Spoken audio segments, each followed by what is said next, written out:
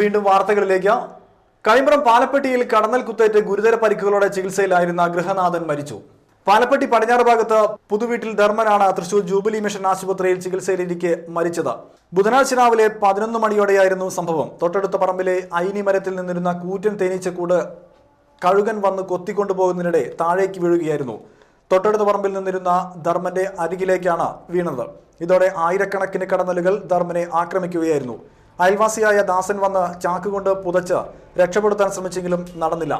ആക്രമണത്തിൽ പരിസരവാസികളായ സുജിത്ത്, കൃഷ്ണകുമാർ, സാജൻ, കണ്ണൻ എന്നിവർക്കും പരിക്കേറ്റിരുന്നു. ധർമ്മന്റെ സംസ്കാരം മകൻ സജീവൻ വിദേശത്ത് നിന്ന് വന്ന് എത്തിയ ശേഷം വെള്ളിയാഴ്ച രാവിലെ 10 മണിക്ക് നടത്തും. വള്ളിയമ്മയാണ് ഭാര്യ. ജോഷി, രാഹുലൻ, ബാബു, ഷൈലി, അജിത എന്നിവർ മക്കളും. തങ്കമണി, വിനോദിനി, ബിന്ദു, വിജിത, രാജൻ, മാധവൻ എന്നിവർ മരുമക്കളുമാണ്. ആക്രമണത്തെ തുടർന്ന് പരിസരവാസികളുടെ പരാതിയെ തുടർന്ന് ഇരിങ്ങാലക്കുടയിൽ നിന്നും ഫയർഫോഴ്സ് എത്തി തേനീച്ചക്കൂട് കരിച്ചു കളഞ്ഞിരുന്നു. ഷെയ്ഖുന മുറ്റിച്ചൂർ ജലാലുദ്ദീൻ അഹമ്മദുൽ ഖാദിരിയുടെ 9ാമത് ആണ്ട് നേർച്ചയ്ക്ക് തുടക്കമായി. രാവിലെ 9 മണിക്ക് ഇ.കെ. അബ്ദുള്ള സക്കാഫി കൊടിയേറ്റം നിർവഹിച്ചു. തുടർന്ന് നടന്ന സിയാറത്തിന് സയ്യിദ് ഖമറുദ്ദീൻ ബാദുഷാ തങ്ങൾ നേതൃത്വം നൽകി. എൻ.എ. ഷാഹുൽ ഹമീദ് മുസ്ലിയാർ ഖത്മുൽ ഖുർആൻ ഉദ്ഘാടനം ചെയ്തു. വൈകിട്ട് നടന്ന ദുആ സമ്മേളനത്തിന് ടി.പി. അബൂബക്കർ മുസ്ലിയാർ നേതൃത്വം നൽകി. തുടർന്നുള്ള ദിവസങ്ങളിൽ മതപ്രഭാഷണം, ഖാദിരിയ റാത്തീബ്, മൗലിദ് പാരായണം, ദിക്ർ ഹൽക്ക, ഉത്ബോധനം, കൂട്ടുപ്രാർത്ഥന, അന്നദാനം എന്നിവ ഉണ്ടാകും.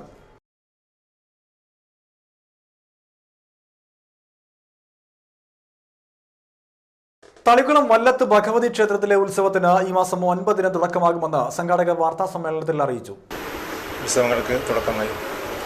അതിനുശേഷമുള്ള എല്ലാ ദിവസവും മഹാഗണപതി ഹോമം, വിശേഷ പൂജകൾ നടക്കുന്നു. 13-ാം തീയതി നാഗദൈവങ്ങൾക്ക് അഷ്ടനാക്കളവും, 14-ാം തീയതി 5 ഗജവീരന്മാരെ അണിനിർത്തിക്കൊണ്ട്, 15-ാം തീയതി 5 ഗജവീരന്മാരെ അണിനിർത്തിക്കൊണ്ട് ഉത്സവം നടക്കുന്നു. ഉത്സവത്തിന് മേളത്തിന് നേതൃത്വം കൊടുക്കുന്നത് പെരുവനം സതീശന്മാരാണ്. അതിനുശേഷം 6:30-ന് വെടിക്കെട്ട്, 7 മണിക്ക് തായമ്പക, അതിനുശേഷം പള്ളിവേട്ട, പള്ളിക്കുറുപ്പ് എന്നിവ നടക്കുന്നു. 9-ന് ഞായറാഴ്ച വൈകിട്ട് 7:30-നും 8 മണിക്കുമിടയിലുള്ള മുഹൂർത്തത്തിൽ ക്ഷേത്രാചാര്യനും തന്ത്രിയുമായ പറവൂർ രാകേഷ് തന്ത്രികൾ കൊടിയേറ്റ് കർമ്മം നിർവഹിക്കും. തുടർന്ന് എല്ലാ ദിവസവും മഹാഗണപതി ഹോമം, കലശം, ശ്രീഭൂതബലി എന്നീ പ്രധാന പൂജകളും നടക്കും. 13-ന് നാഗദൈവങ്ങൾക്ക് നാഗക്കളവും നടക്കും. 15-ാം തീയതി ശനിയാഴ്ച രാവിലെ 9 മണിക്ക് ശീവേലിയും, ഉച്ചയ്ക്ക് 2 മണിക്ക് 5 ഗജവീരന്മാരെ അണിനിരത്തിക്കൊണ്ട് കൂട്ടിയെഴുന്നള്ളിപ്പും ഉണ്ടാകും. പകൽപൂരത്തിന് ശേഷം വൈകിട്ട് 6:30-ന് ആകാശത്തു നിന്നും വർണ്ണമഴ തീർത്തുകൊണ്ട് ഗംഭീര വെടിക്കെട്ടും, 7:30-ന് തായമ്പകയും പള്ളിവേട്ടയും, തുടർന്ന് രാത്രി പൂരവും ഉണ്ടാകും. 16-ാം തീയതി വൈകിട്ട് 6:30-ന് നമ്പിക്കടവ് ആറാട്ടുകടവിൽ ഭഗവതിയുടെ ആറാട്ടും, അതിനുശേഷം വലിയ ഗുരുതിയും, 7 ദിവസം നീണ്ടു നിൽക്കുന്ന ഉത്സവത്തിന് വലിയ ഗുരുതിയും ഉണ്ടാകും. ഏങ്ങണ്ടിയൂരിൽ ഭാര്യയെ വെട്ടിക്കൊന്ന ഭർത്താവ് തൂങ്ങി മരിച്ചതിനെ തുടർന്ന് അനാഥരായ 3 മക്കളെ സാമൂഹ്യനീതി വകുപ്പ് ഏറ്റെടുത്തു.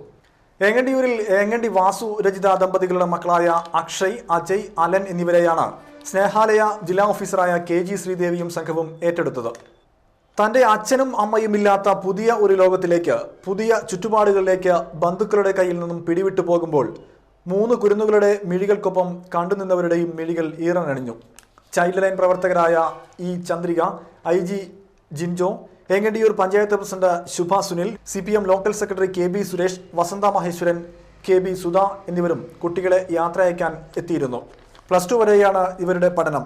പട്ടിക്കാട് സ്നേഹാലയയിൽ നടക്കുന്ന അതുവരെയുള്ള ചിലവുകൾ സർക്കാരാണ് വഹിക്കുക. ഇക്കഴിഞ്ഞ നവംബർ 5-ന് രാത്രി 8 മണിയോടെയായിരുന്നു ഏങ്ങാടി വാസു രജിതയെ വെട്ടിക്കൊലപ്പെടുത്തിയത്. ഇതിനുശേഷം 3 മക്കളെയും ജ്യേഷ്ഠന്റെ വീട്ടിലാക്കിയ ശേഷം അടുത്തുള്ള മരത്തിൽ ഇയാൾ തൂങ്ങി മരിക്കുകയായിരുന്നു.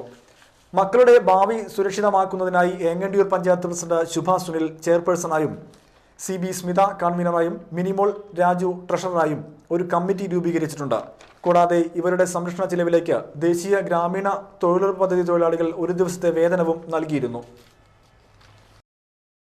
തളിക്കുളത്ത് പാൻ മസാല വിൽപ്പനയ്ക്ക് പോവുകയായിരുന്ന വ്യാപാരി അറസ്റ്റിൽ. കണ്ടശങ്കടവ് സ്വദേശി ജോർജിനെയാണ് പിടികൂടിയത്. നേരത്തെ ഇയാൾ വ്യാജമദ്യം വിൽപ്പന നടത്തിയതിനെ തുടർന്നും അറസ്റ്റിലായിരുന്നു. തളിക്കുളം ബസ് സ്റ്റോപ്പിൽ ചാക്കുകെട്ടുമായി നിൽക്കുന്നത് കണ്ടതിനെ തുടർന്ന് SPG വിദ്യാർത്ഥികൾ നൽകിയ വിവരത്തെ തുടർന്നാണ് പോലീസ് അറസ്റ്റ് ചെയ്തത്. SI TC Ramanathan, T Jayakumar എന്നിവർ അറസ്റ്റിന് നേതൃത്വം നൽകി. ഇനി പ്രധാന വാർത്തകൾ ഒരിക്കൽ കൂടി. നാട്ടിക പഞ്ചായത്ത് പ്രസിഡന്റായി അനിൽ പുളിക്കൻ തിരഞ്ഞെടുക്കപ്പെട്ടു. KSU ജില്ലാ നേതാവ് ശോഭ സുബിന്റെ വീടിന് നേരെ ആക്രമണം. വിവിധ സംഘടനകൾ പ്രതിഷേധിച്ചു. കൈമ്പ്രത്ത് കടന്നൽ കുത്തേറ്റ് ചികിത്സയിലായിരുന്ന വൃദ്ധൻ മരിച്ചു.